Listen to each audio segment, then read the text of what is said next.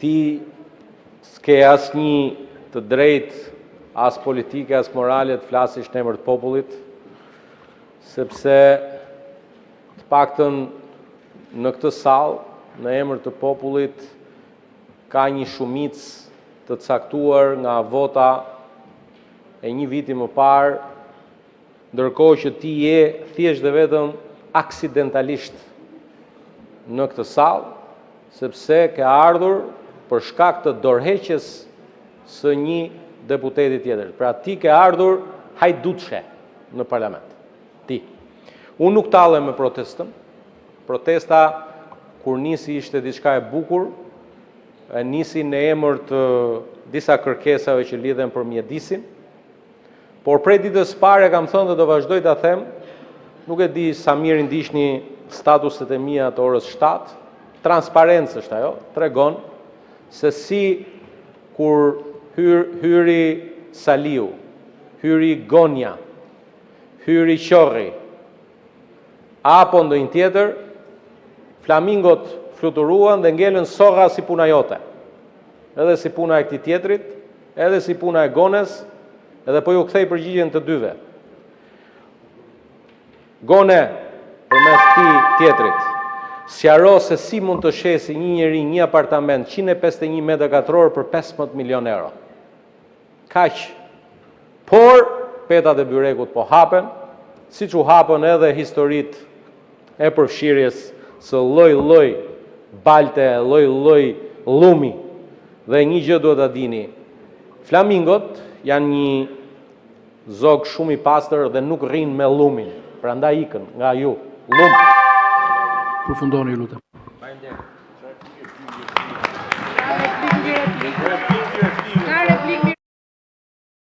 Faleminderit, zoti kryetar.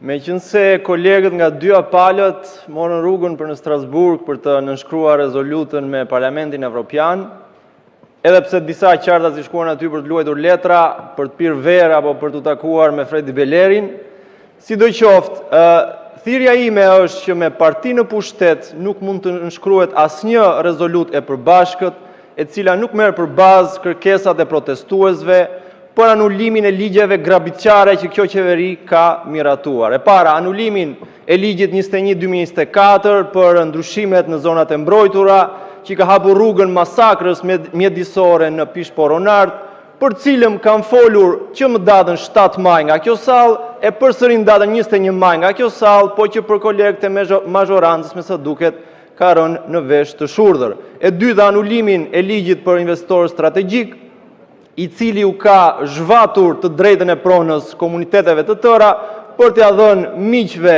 pranë Edi Ramës, për të betonizuar dhe bunkerizuar mbar Bregdetin e Shqipërisë, që nga Velipoja Rjolli deri tek rezorti i koleges tuaj strategjike, deri tek pika e Voçkël e koleges tjetër.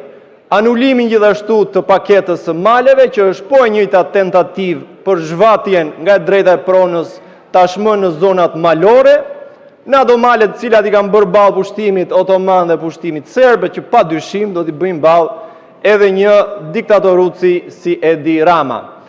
Kam edhe një thirrje të fundit që ja drejtoj Taulantit, i cili për çdo ditë merr ato fotot e orës 7 nga protesta dhe tallet me protestuesit.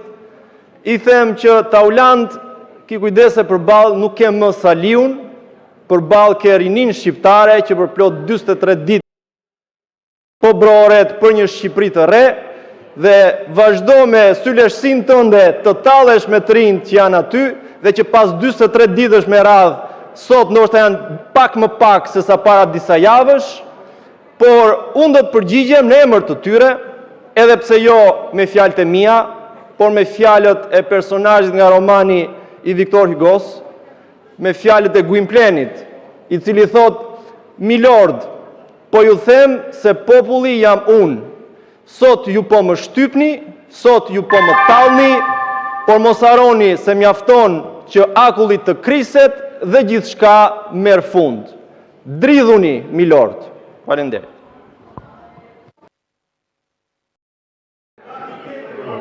Replik mi replik nuk mund bëhet. Projekt rezolut për vlerësimin e veprimtarisë Komisionit Qendror të Zgjedhjeve për vitin 2025. Nuk ka replik mbi replik.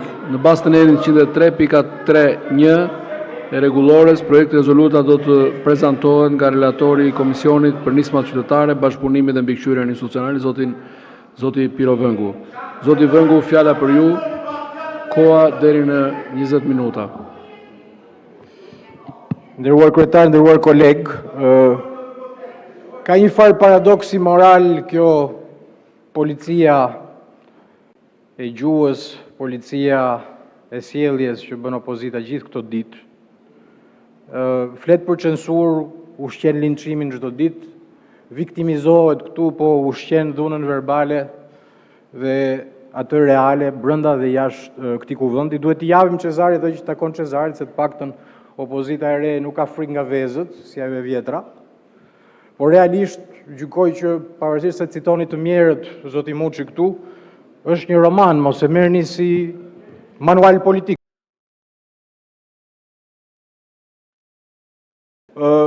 Tani, do doja që t'i riktheheshim rendit ditës dhe të gjithë raportimit që kanë bërë në Komisionin Përkatëse, Komisionit Qendror i Zgjedhjeve. Vlen ta bisedojmë sot jo si një program rutinor të kuvendit, po sepse çështjet zgjedhore, besoj unë, kanë një vlerë të posaçme në çdo debat që bëjmë, për të forcuar pikërisht atë besimin që shpeshherë cënohet i publikut, i qytetarëve në gjithë procesin zgjedhor. Nuk do ju marr shumë kohë dhe do kërkoj lejen e kolegëve që mos të ndaloj shumë ke vlerësimi punës së vitit kaluar, pavarësisht progresit evident që ka pikpamja e digitalizimit, forcimit të sigurisë të administrimit të votës, por të ndalem ke ato rekomandime konkrete që janë dhënë qoftë nga Komisioni i Posaçëm, qoftë nga Komisioni për Nismat Qytetare. Kuvendi rekomandon që Komisioni Qendror i Zgjedhjeve për vitin korrent të përmirësoj punën në këto drejtime. Të bashkëpunojë me strukturat përgjegjëse të kuvendit për zhvillimin, konsolidimin e metodologjisë standardizuar të treguesve të performancës, si bazë për monitorimin dhe vlerësimin e rekomandimeve të rezolutës në funksion të rritjes llogaridhënies së mbikëqyrjes parlamentare. Dhe ky angazhim të përmbushet brenda tremujorit të tretë të vitit 2026.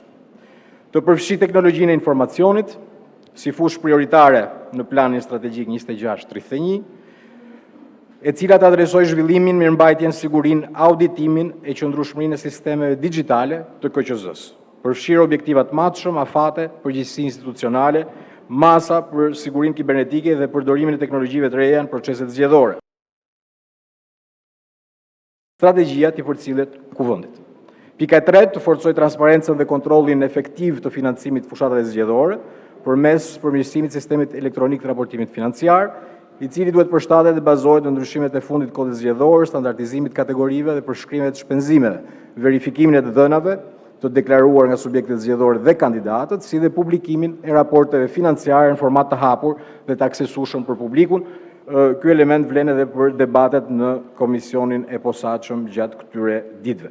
Të hartoj dhe të paraqes kuvendit një raport të veçantë mbi auditimin e financave të partive politike dhe fushatave zgjedhore. Raporti përfshi auditimet, subjektet, gjetjet, shkeljet, masat administrative të marra, statutin e publikimit të raporteve të auditimit dhe funksionimin e regjistrit të auditimit financiar.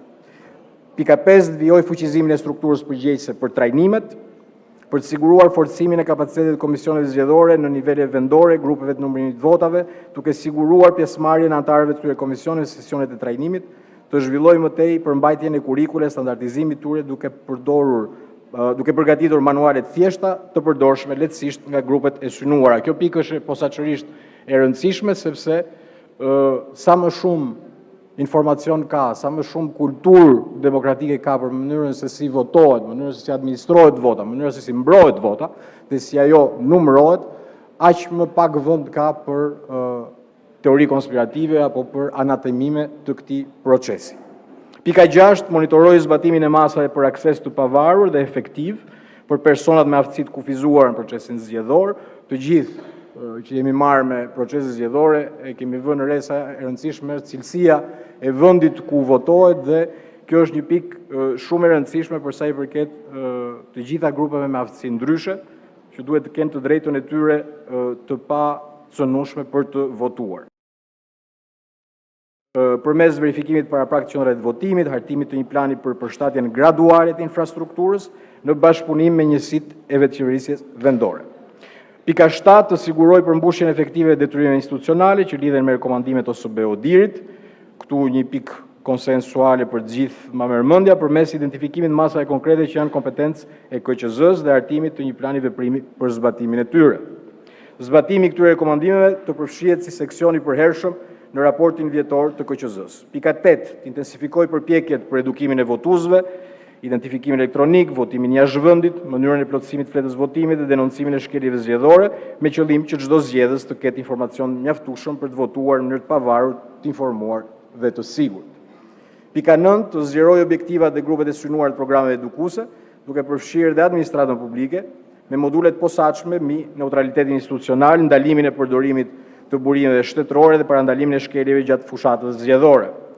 Pika 10 të miratoj ndryshimet e nevojshme në aktet në ligjore për monitorimin e institucioneve publike dhe përdorimin e burimeve shtetërore gjatë periudhës zgjedhore, duke përcaktuar qartë kategoritë e veprimtarive të ndaluara, rastet e përjashtuara, detyrimet e raportimit, mekanizmat e sanksionit administrativ. Pika